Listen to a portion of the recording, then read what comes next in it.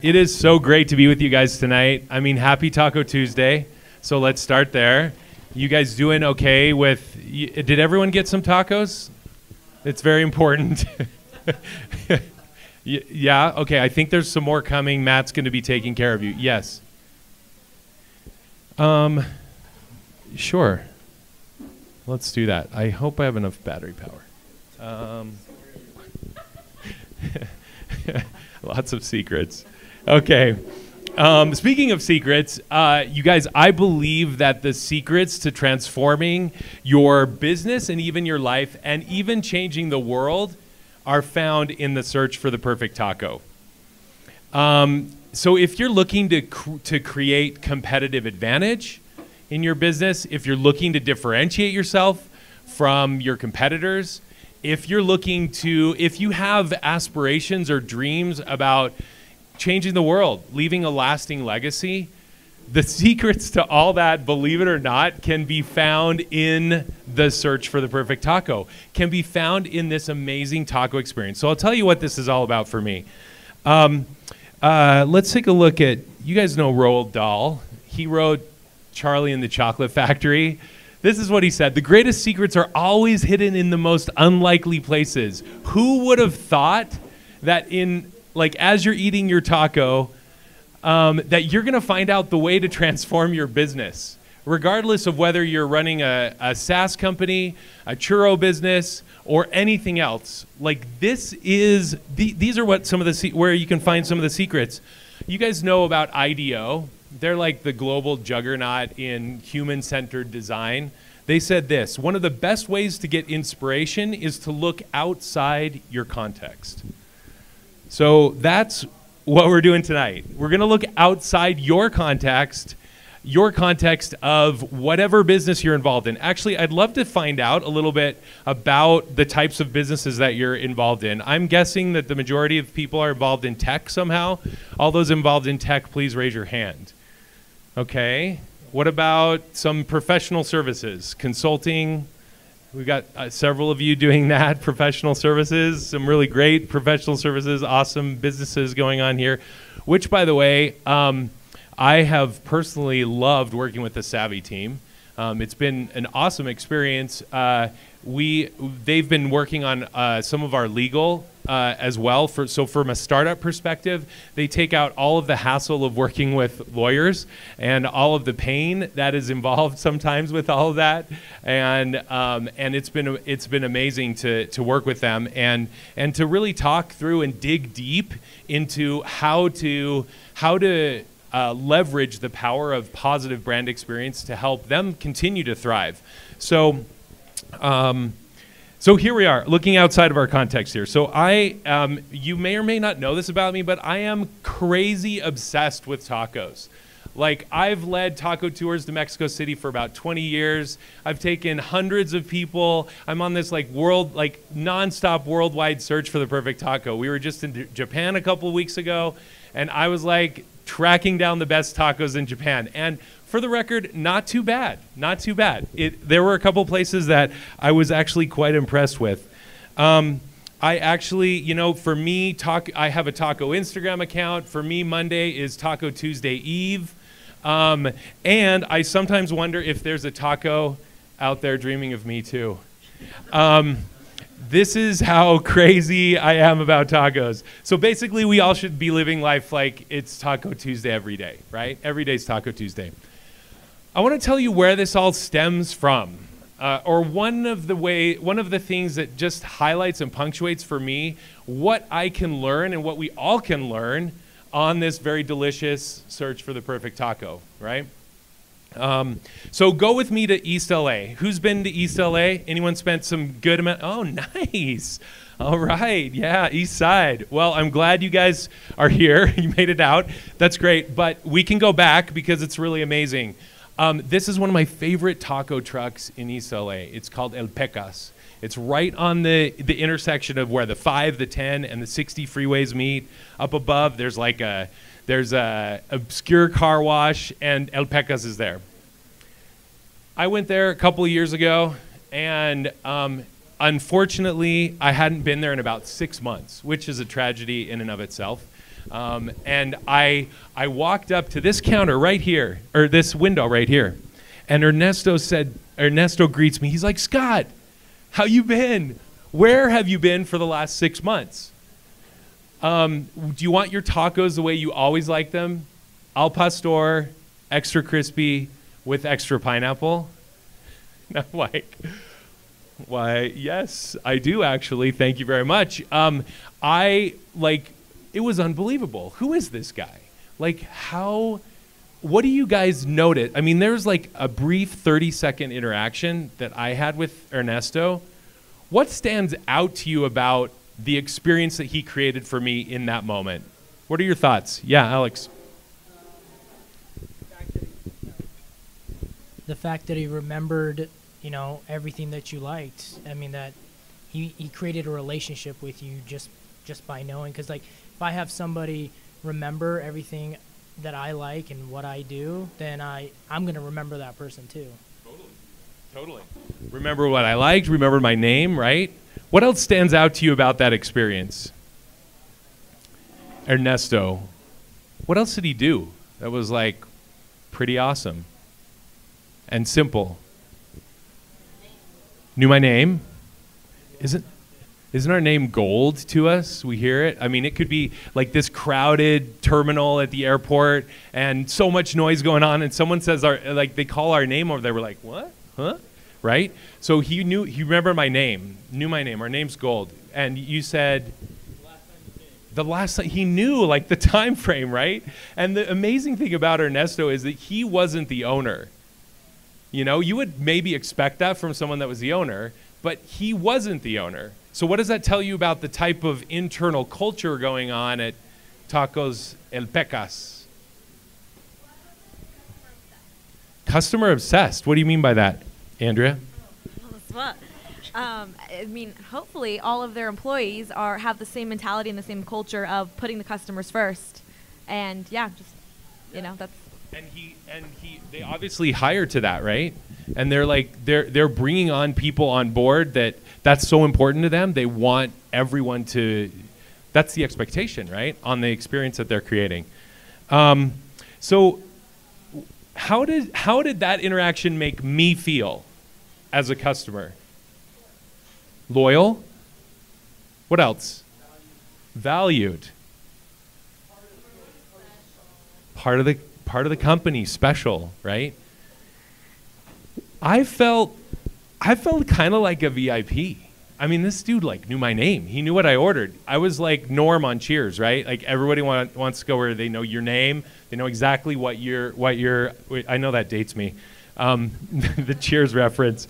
But that's exactly what this is all about. This is about making people feel special no matter what your business is.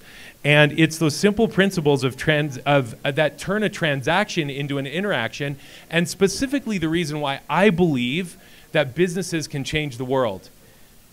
This is just one snapshot, but think about it. All of you are interacting with right now dozens, maybe even hundreds of brands. Think about all of the brands that you have on your body or that you've put on your body at some point today. That you've interacted with, the brands that we're looking at here, all of the things. We're making valuable decisions about where we spend our time, where we spend our money, what we share on social media, what we share with our friends, based on how we feel about these brands. And that is actually 70% of us buy based on how we feel, according to a McKinsey study. And so this is specifically like, as business leaders, you're all business leaders, and you have tremendous influence on how your businesses are structured, how you operate, what your vision is, what type of experience you're creating, not just for your customers, but for your team internally. And with that experience, that you can turn that experience positive and in essence, create an experience that Jenny just mentioned is special. Because we're now moving from this information age into what some authors and speakers, Seth Godin and others, are calling the new relationship economy. This is H2H, if you haven't heard this term yet. you'll see it pop up more and more. This is about a return to the human-to-human interaction. And actually, just around the bend here in 2020, customer experience is going to overtake product and pricing as a key differentiator for businesses, as the number one key differentiator. So as you are starting your businesses, as you're at whatever stage you are in your business, and you're looking to ramp up and grow and level up, and take your business and maybe even your life or your family to the next level, this customer experience is becoming so important. And why is that? So this really hits home a little bit. We're just in Japan on a crowded subway just like this. You guys, we are living in a hyper-connected world. Hyper-connected world. We are so tied into each other, so connected, and oftentimes virtually, often with our screens or with our computers, with our phones, whatever it is.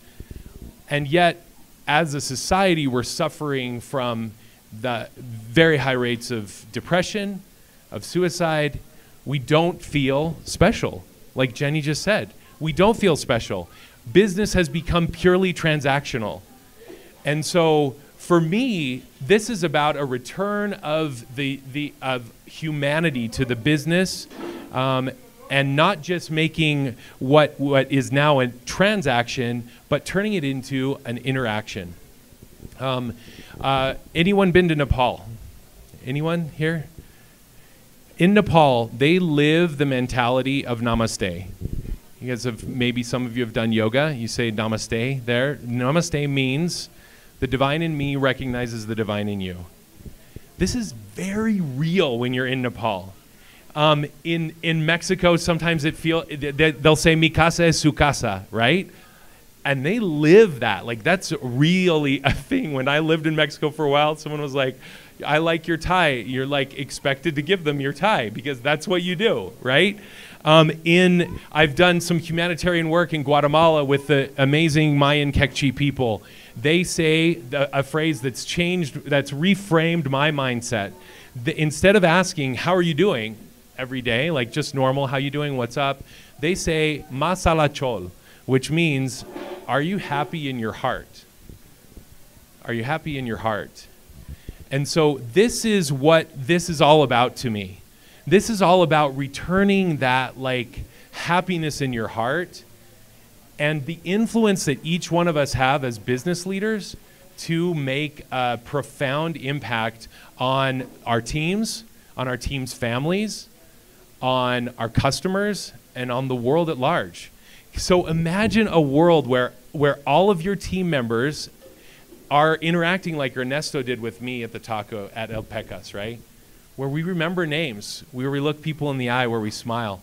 You guys have probably heard, actually, I'll share this next experience. So, and let me kind of share with you how far we've gone on one side. So this reminds me of a dark hospital room that I was in recently with my father, who had a severe stroke about 4 months ago now. And my father no longer has use of the left side of his body. And at this point in time, when I was in this hospital room with my dad, it was just me and him. And there's something that happens to you when someone very dear to you is about to pass. That changes your perspective, that really opens your eyes to what's really important in life. And I will never forget the moment when I called the insurance, and we were going back and forth about transferring my father from the acute hospital to a nursing home. And the nurse this was a super just like surgical thing for her. I mean, she was just in the zone, work zone. And she's like going back and forth, and she says, yeah, but we can't move your bed from the hospital to the nursing home until such and such happens, and your bed this and your bed that, and your bed isn't ready yet at the nursing home, and when we transfer your bed. And I said, I'm sorry, wait 1 second.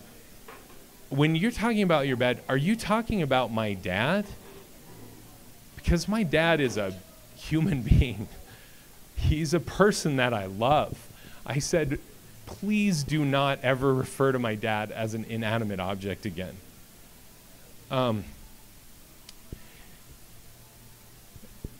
will never forget that moment, because I think that all of us can slip in to business as purely transactional, as inanimate objects, and as soon as we can realize that no matter what business we're running, as tech as our business is, we're still ultimately humans interacting with human beings.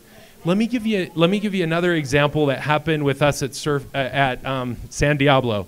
So I run, and Clayton's doing an amazing job, and Colin and Cheyenne just showed up. You guys, shout out these guys, churro artisans. They're doing an amazing job. They'll get you as many churros as you want, so don't worry. Stuff your faces. This is what we do. Stuff churros, stuff faces. Yeah, that's what we do. So we run a gourmet churro business, and we cater special events, weddings, parties, and things. And I want to walk you through what happened in an interaction. So just to give you a sense of, this isn't just in-person interaction. I want us to think through all of the moments and all of the touch points that you have with your customers. So let's start down here at the bottom. This was from Lauren, who decided that she was not going to need our services for her wedding anymore. Okay? Hi, Camille. Camille's our events manager. Hi, Camille. I'm no longer getting married and in need of your services. Thank you. Okay? This is Camille's response. Hi, Lauren. I'm so sorry. I've had 2 engagements and I know it's not all roses, no matter the circumstances. Hope you are doing well and feeling hopeful about your bright future. Come and get a churro on the house next time you see us somewhere. Just tell them Camille sent you. The response: thank you, Camille. I will forever be a customer of San Diablo Churros. What happened here? What did Camille do?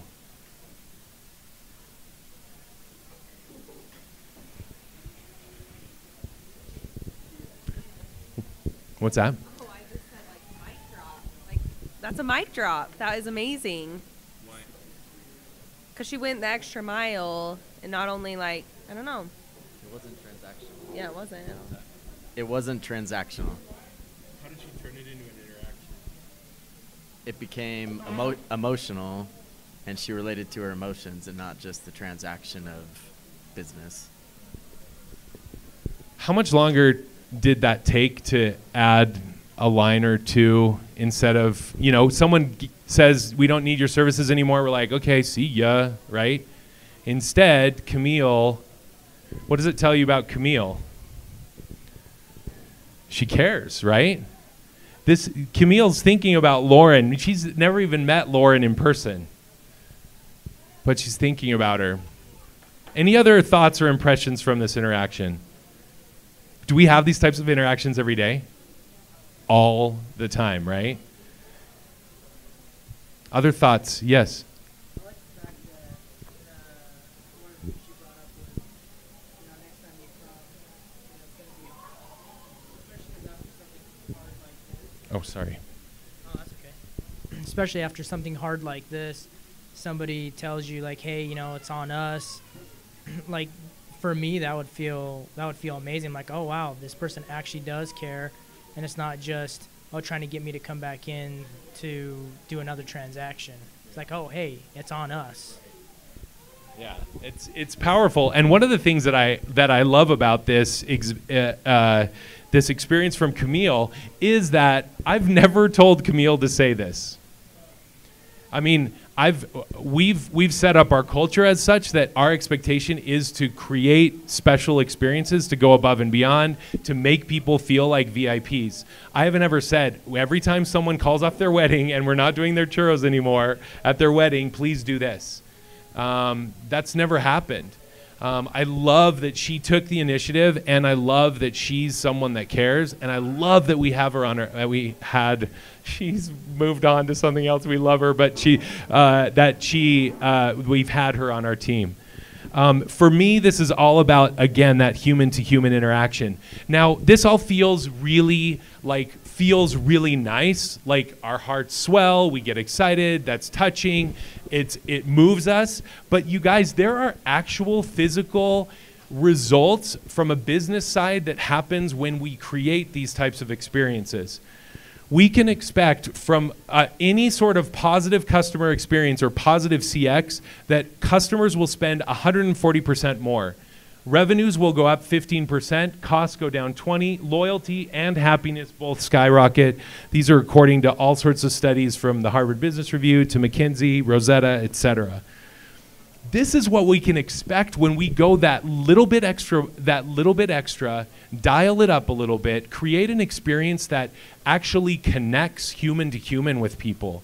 So as you're thinking through the experiences that you are creating in your businesses, I would love for you to kind of, hopefully that's what you're doing as we're thinking through this, like what are the opportunities, where are the moments that you can really, the power of the moment, right, where you can make a difference and touch someone's life for the better. Let me give you 2 examples. I was recently, you guys Trader Joe's fans? Any Trader? Yeah, all right, yeah. Those plantain chips, right? It's like I can't get enough of those. I buy them in like half dozen amounts. They're amazing. I went to Trader Joe's in Salt Lake City. I'm at the aisle, probably looking like next to the plantain chips, and there's this thing I didn't recognize before, like some coconut chip something. I'm like, this is interesting. I'm picking it up. I'm reading the ingredients. I'm like kind of studying it, and the stalker next to me, Alec, next to me was stocking the shelves. He's like, hey, have you tried that? And I said, no. He said, well, open it up and give it a try. I'm like, don't mind if I do. And so I opened it up. I tried it. I'm like, man, these are good. This would be good on my Greek yogurt every morning. And so I grabbed a couple bags. And as I'm like, thank you. I grab a couple bags and I go to purchase them. As I'm walking to the cash register, his boss passes me. And I overhear his boss, the manager, say to Alec, hey, Alec, so one of our customers got a flat tire. Could you go help her change her tire? And he's like, oh, absolutely. He drops what he's doing. I'm like, who is this guy? I'm like, so I check out, and I'm that stalker, crazy, like obsessed guy. And so I follow him out to the parking lot, and this is what I find. This is Alec. You can expect that this is what his face looks like, right? Like, this is like the happiest guy on the planet. And I'm like, hey, I want to find out what this is all about. I train on this stuff. I want to share these types of experiences. I say, hey, Alec, why are you doing this? And he says to me, this is just what we do. This is just what we do at Trader Joe's. I'm like, yes, it is. Wow, that's pretty amazing. What does this experience tell you about Trader Joe's? They're the best.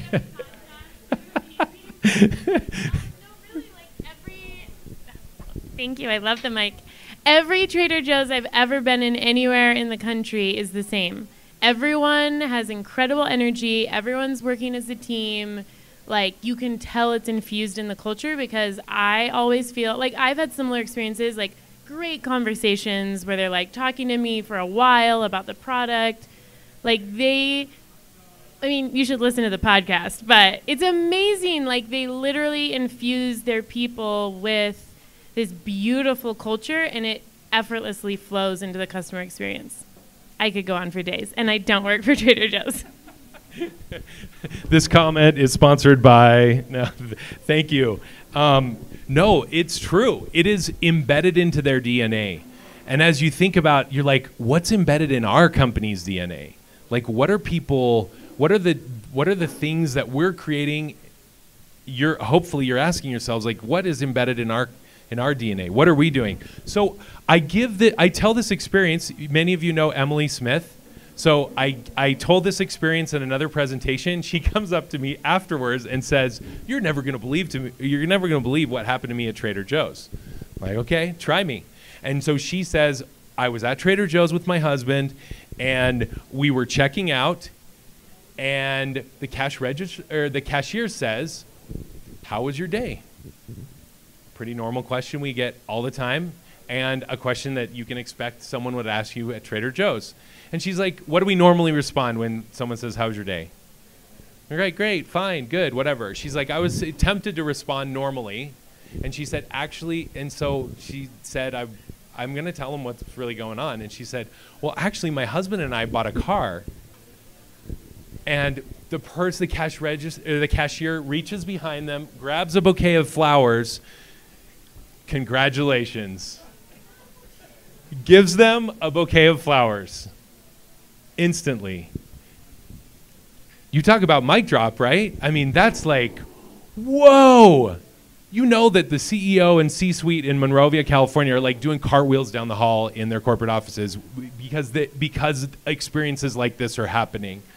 Like, just like Christine said, they're happening all over, wherever Trader Joe's is. And guess what? So Emily posts about it, right? Good thing she got a pedicure that day. And how many followers on Instagram did she share this with? 24,000 people got to hear about Emily's experience with Trader Joe's. So why is this experience... I mean, Alec was amazing, right? Like, you want people like Alec on your team. Tell me about this experience. Why is this even next level? What happened to Emily?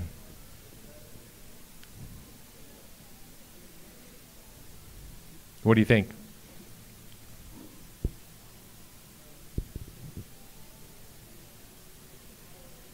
What stands out to you? Yeah.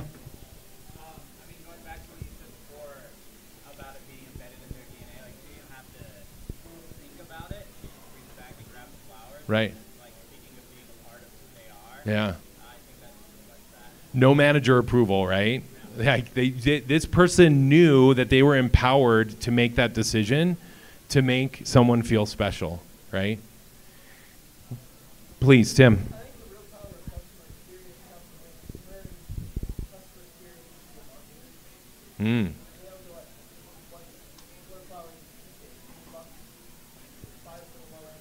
Sure, yeah. So $10 is 24,000 impressions. Yeah. One of those is a customer and they might use that as well. For sure. Well, and not only that, and the thing that I actually, there's a couple of things I love about that. One is that this person had no clue that Emily was going to share this with 24,000 people.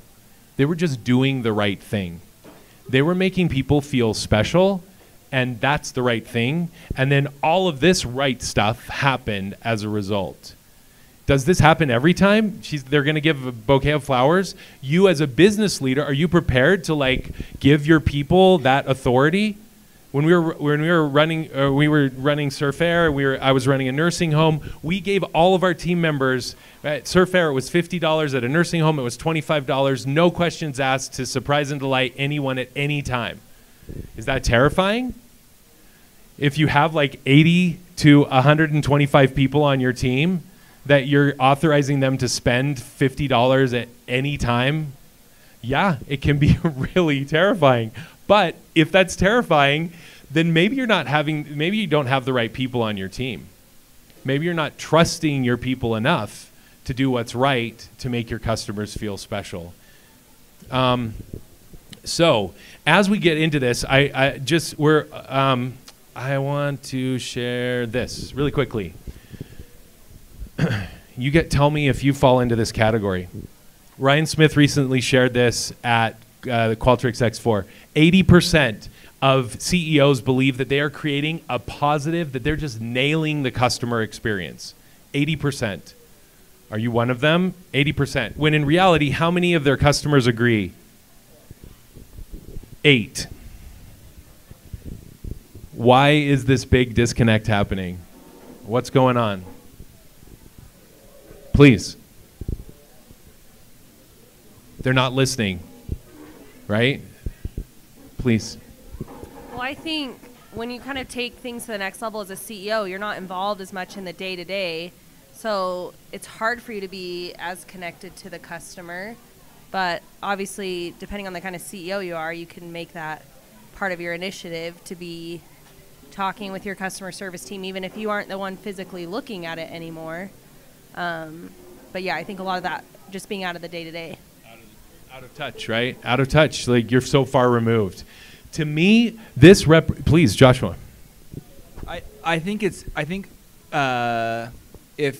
the companies focus on initiatives that don't, like you bring up, like empowering the employees, like if you're focused on initiatives that, you know, focus on controlling or setting or guiding the employees that are doing your customer service, as opposed to really empowering and enabling and trusting the employees, that's a big difference that can happen. And I think these 80% probably are doing things that try to craft or control or create or cajole their client success to be better at doing the thing. And what they're not doing is, like, maybe 8% of them are actually like empowering or enabling or training or guiding or allowing their employees to do what they need to impress the customer. I mean, kudos to those the companies that fall into this 8%, right? That are actually like creating a positive customer and brand experience. Because that, to me, all of this represents just an enormous opportunity. A huge gap, like 80 to 8%, represents an enormous opportunity for all of us to create something that is going to stand out, something that's different. Because if that's the norm, that's one of the reasons why I got into the nursing home business years ago. I'm not there right now, but I was like, that's not sexy. Who wants to work in a nursing home, right? But to me, when we went into a nursing home, it was like we had to do something to stand out. We had 200 direct competitors within 10 miles that are all vying for the same residents to come to our nursing home. We were bankrupt when we took over that first nursing home where I worked. We had no money. That's where I became a student of the power of brand and customer experience as a key differentiator. I was like, if we could create something that was so special, so different, so like mind melting, you know, for everyone that comes in contact with us, they're going to go to the hospital and they're going to talk to us or talk about us to other people. They're going to say, gosh, I feel special here. I mean, let's be honest, no one wants to be in a nursing home. But if we can create an experience that is at least pleasant and something that helps people feel special, feel important, that's what could help us stand out. And so a couple of things, and then I'll end. Actually, where are they? Do you guys mind handing these out? So there's a couple of cool principles that just, their acronym happens to spell taco. Weird. I don't know how that happens. So there's a couple of important principles that I encourage you to look at when you're analyzing your own business. Maybe even analyzing your own family, because your family has a brand, right? We just saw this up here. Your brand is what people say about you when you're not in the room. So what are they saying about your personal brand too? So this applies to all levels and all areas that you have influence. So there's kind of 4 things that in my mind, and if you want to rate yourself, you can give yourself a lime rating because everything's better with lime. It's so true. It's so true. We all know it. A taco's not the same without lime. Okay, so the first principle here, and this one's super simple, the fundamentals. If you first and foremost, your business, whatever it is that you're doing, it has to be good. The food has to be good. The electric car has to work. Whatever it is you're doing, it fundamentally just has to serve a purpose. Clay Christensen talks about the job to be done. Are you doing the job to be done? The next principle. Always different, positive, and special. This is a sloth. I want to tell you about how this was drilled into my mind when I was in Iquitos, Peru. Has anyone been there? It's like the largest jungle. It's the largest city inaccessible by road in the world, only by boat. It's at the heart of the Peruvian Amazon. And so it's this super jungle, amazing place. And I was there in between my years of business school at BYU. And so I'm always have my marketing glasses on. I can't take my customer experience glasses off. And so I'm at this artisan market. If you guys have been to developing countries where it's just like I was going to say puesto. It's like kiosk after kiosk after kiosk of all the same stuff, right? all the same stuff, mostly at the same prices.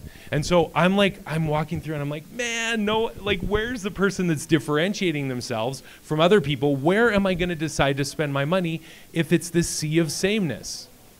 And I'm like going down, so I'm walking down this aisle and I'm thinking about this, and all of a sudden I see all the way down, like half a block down, I see this stand that's just bursting at the seams with people. I'm like, well, what is going on down there? So I walk down there, and they have, everyone's either standing in line or are like Googling, oohing and awing over their pictures that they just took with a live sloth. And they had this live sloth that they were passing around, and this sloth is like really wiry, really bony, bristly hair, the 3 toes like clawing to you, and they are passing around this live sloth, and everyone in that market is at the sloth store. And so who do you think's doing the most booming business there in the market that day? Slothman, right?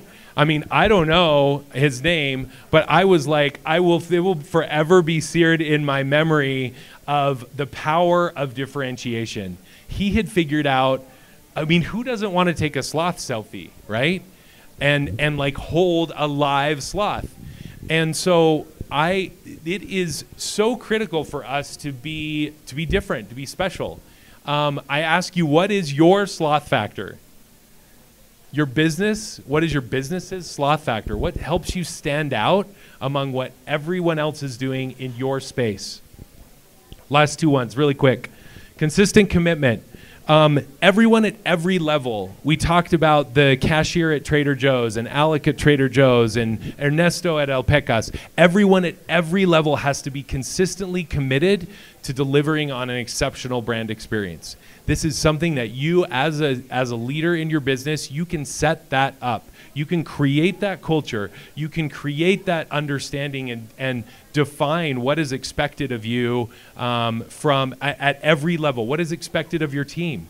What type of experience that you're trying to create? When we were doing Surf Air, we had to decide: are we like Singapore Airlines, like super highbrow, like, you know, Wall Street Journal, pomegranate juice, whatever, you know, great to see you, or are we folksy Southwest, like, welcome aboard, dude, come on, you know, and we're like wearing Hawaiian print T-shirts.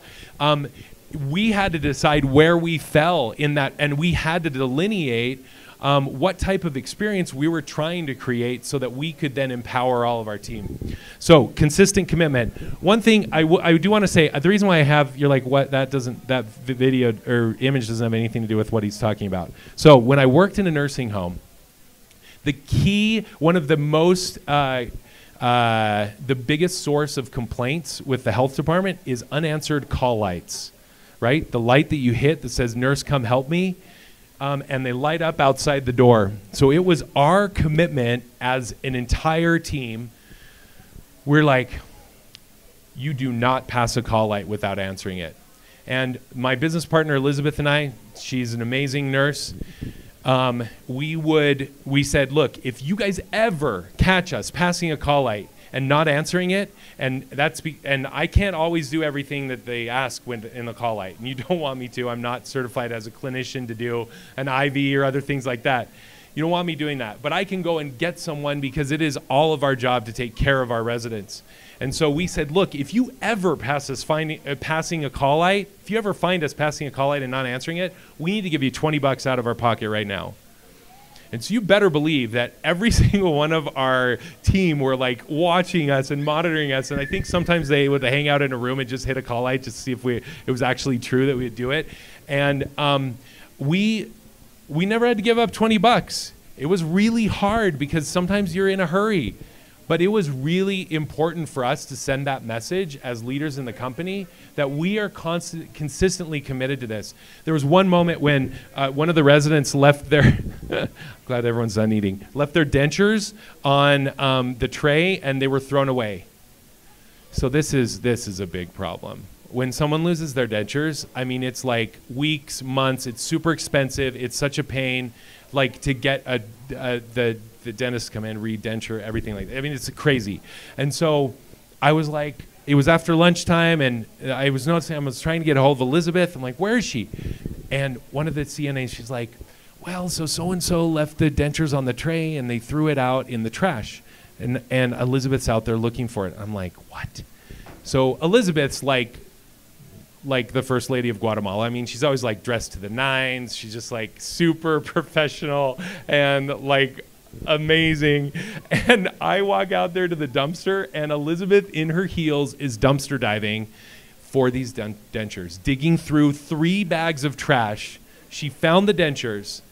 She's there with the CNA. I can tell you that all of us, myself included, would walk through fire for Elizabeth Darden, because she was consistently committed at every moment to delivering an exceptional experience. I'll end on one last thing. This is the pilon, this is the extra, this is the cherry on top, this is the oh wow. This is what you can do that is the mic drop, is the experience that just like blows people's minds. I want to share with you one that's really simple to me that that happened in a taqueria in the heart of Mexico City. Let's see what happened when this is Amparo. She's the owner of Los Machetes. They've been making tacos as long as your arm for about 50 years. Like seriously, that's why they're called Los Machetes. They're like machete blades. That's why they call them that. And so this is super crazy popular. I went there because I'd heard about it, and this is what happened when Amparo saw that I was totally into tacos. What happens within the experience that she created for me? Oh, my speaker went off. Anyway, you can kind of see. Oh, you can't hear it, but.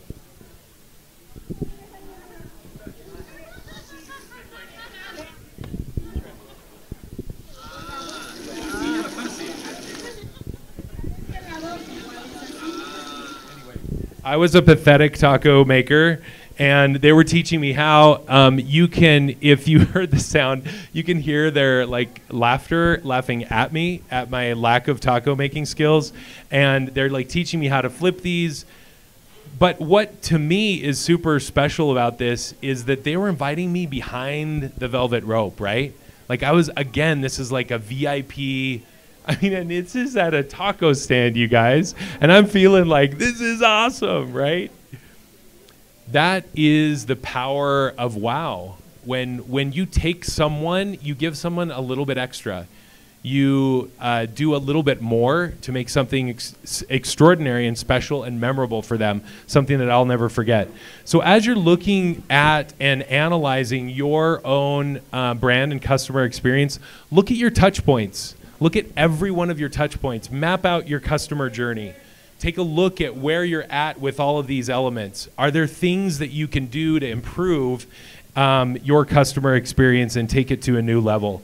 I'll end with one last taco story in Tijuana.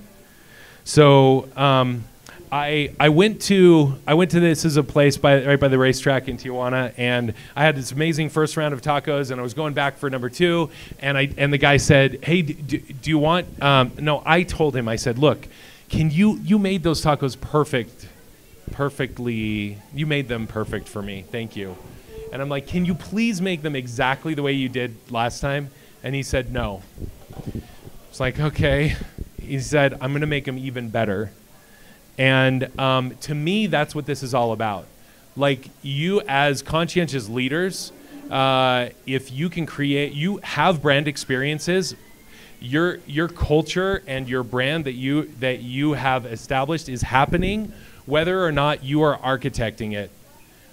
So where are you putting your influence to create that, to create extraordinary, to create a positive customer and brand experience to really help you thrive and to really help you create something that is even better? So it's been wonderful to be with you guys. I'm happy to stick around and answer, or if anyone has any questions, I'm happy to answer them. We do have more churros on your way out. And yeah, any questions? Yeah, please. I know you have to be, like, as the CEO or as the founder, you have to be, like, the example for your employees. But how, because I think that's, like, the most important part, because if your employees are like you, then your customer experience is going to be great. But if they're not, then that's where it's going to go down. So how do you get your employees to be like you besides being an example? Because a lot of times if they feel like they're not getting paid enough, or if they feel like, you know, they won't try their hardest and they won't have that customer experience. Oh, I love this question. So the question is, how do you get your employees to follow your example, essentially? I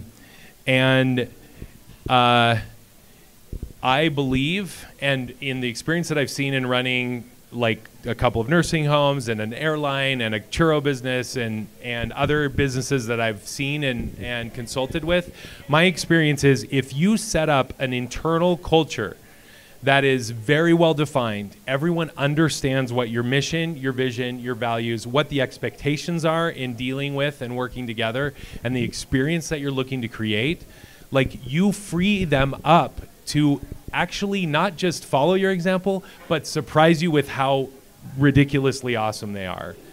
Case in point, Camille's email, right? Or Alec, or the other cashier at Trader Joe's, or you guys are probably thinking of other examples in your businesses where your team members have really wowed you and have like surprised you with their innovative thought about how to over deliver or even meet expectations because you've freed them up to make those decisions. And so for me, it starts with that strong, solid foundation of very well defined mission, values, and expectations with regards to customer. And then having that embedded, like was said, embedded into your company's DNA. This is not just like, oh, this is flavor of the month, we're going to try this and see if this works. No. This is like the Disney way. This is the way we do things. It's not like something that we just try and do for a little bit of time, but this is how we act. You know, at Disney, they call each other cast members. So regardless of whether you're on the IT team in the corporate offices in Glendale or in Burbank, or you're Cinderella, you know, at Disneyland, everyone is a cast member because everyone is on stage. If you're creating the happiest place on earth, how can you not be on stage? They are all committed, and that informs all of your decisions on your hiring, on your screening, on your rewarding, your disciplining, all of your business decisions. That informs all of that. And so you free yourself up from worrying about how your people are going to follow your example, and you actually like are empowering them to blow you away by their innovation. Did that make sense? Any other thoughts or questions? Elise.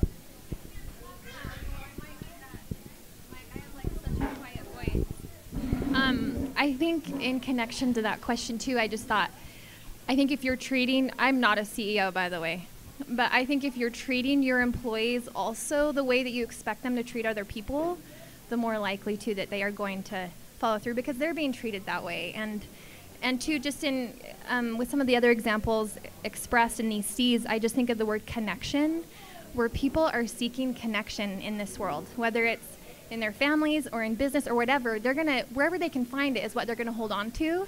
And of course, appropriate connections, but yeah, that's another word that stood out to me is making those personal connections. I love that. It reminds me, thank you for bringing that up. It reminds me of, have you guys read Brene Brown, Daring Greatly? Highly recommend it if you haven't, Power of Vulnerability. She tells a story about, it's her own personal mantra to not be on the phone when she's in front of some sort of customer service person, whether it's your bank teller or the cashier at a store or anything like that. So she tries to not be on the phone because she wants to be present, right? And so she's like in a drive-through. She tells this story in her book. She's in a drive-through, and as she's like moving from the drive-through to the window to pick up her food, she gets a call from her kid's school. She's like, oh my gosh, why they never call? What's going on? Is this an emergency? So she picks up the call. While the time that she's on the call, she like inches forward and starts the transaction, and then she quickly ends the call. Everything was fine, no emergencies. And she ends the call, and she turns to the person that was helping her and says, "Oh my gosh, I'm so sorry. I hate to be on the phone when like, thank you so much. I hate to be on the phone when I'm in front of another human being." And the girl that was helping her starts crying. She starts crying, and she says, "I have been serving people for like the last several hours. And you are the first person to look me in the eye. You are the first person to acknowledge that I'm a human being. I might as well have been a robot for the past several hours working here." It is because of these types of experiences, like Elise said, we're starving for connection. As connected as we say we are with each other, we are starving for human interaction and connection. And as businesses, we have a tremendous opportunity to set ourselves apart, to differentiate ourselves with that human-to-human connection.